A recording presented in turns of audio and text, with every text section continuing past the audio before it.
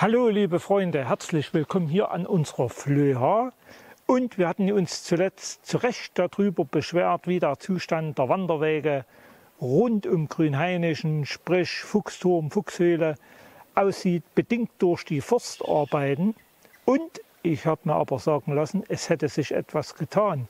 Und wenn es euch interessiert, kommt doch einfach mal mit, schauen wir mal nach, ob es hier inzwischen wieder besser geworden ist.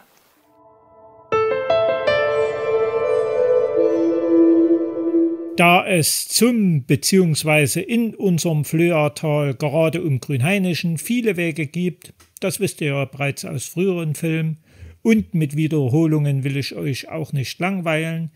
Deshalb gehen wir schnurstracks über die frühere Schaukelbrücke und laufen zuerst in Richtung Fuchshöhle.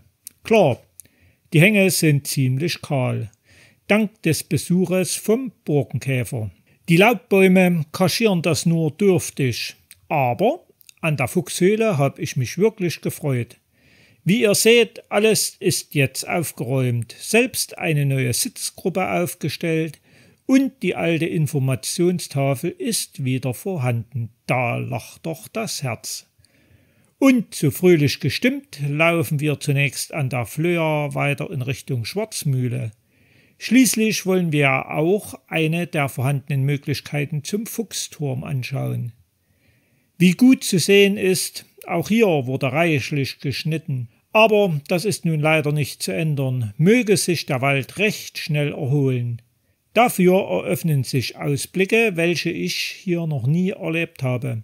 Beispielsweise hier in den Borstendorfer Ortsteil Floßmühle. Angekommen am schmalen Waldpfad zum Fuchsturm, kann ich feststellen, die Wege sind tatsächlich wieder begehbar. Mit einer kleinen Einschränkung. Auf solchen schmalen Pfaden wie hier, wo durch die Forstarbeiten lange niemand mehr gegangen ist, haben sich Brombeerranken und Ähnliches ganz schön breit gemacht und man muss hier wirklich aufpassen. Ansonsten sind die Wege erfreulicherweise tatsächlich wieder begehbar. Na gut, bis auf diesen Stamm, den hat man wohl schlicht einfach und ergreifend vergessen. Wie bereits ein Stück vorher festgestellt, auch hier öffnen sich plötzlich Ausblicke bis hoch nach Wünschendorf. Oben an der Schutzhütte war ich ein wenig unangenehm berührt. Aus dem einst schönen, schmalen Weg ist inzwischen eine breite Forststraße geworden. Tja, aber als Trost für alle Nostalgiker, zumindest die letzten Meter zum Fuchsturm finden wir unseren alten und liebgewonnenen Pfad wieder.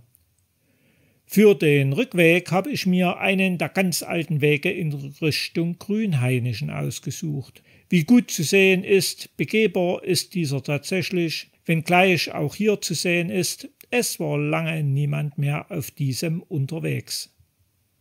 Werfen wir noch einen Blick auf unser Spielzeugdorf und machen uns an den relativ steilen Abstieg.